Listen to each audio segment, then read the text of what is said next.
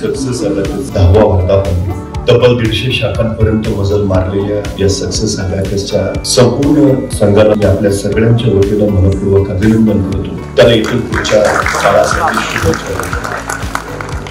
खरं तर सरकत्या मनांचा दांडा असलेली मोजण्यासाठी किंवा आकडेमोड करण्यासाठी वापरण्यात येणारी चौकट म्हणजे अबॅकस ही अबॅकसची मराठीतली व्याख्या आहे. प्राचीन काळी ज्यावेळी कॅल्क्युलेटर उपलब्ध नव्हते त्यावेळी आकडेमोडीसाठी व्यापारी ही अबॅकसची पद्धत वापरायचे. युरोप, चीन, जपान आणि रशिया या देशांमध्ये अबॅकसचा वापर मोठ्या प्रमाणावर केला जायचा. अबॅकसमुळे मुलं अंकगणितामध्ये हुशार होतात, त्यांची एकाग्रता, स्मरणशक्ती वाढते, त्यांचा आत्मविश्वास खुणावतो आणि मुलांमध्ये कल्पनाशक्ती, तर्कशक्ती वाढीस लागते.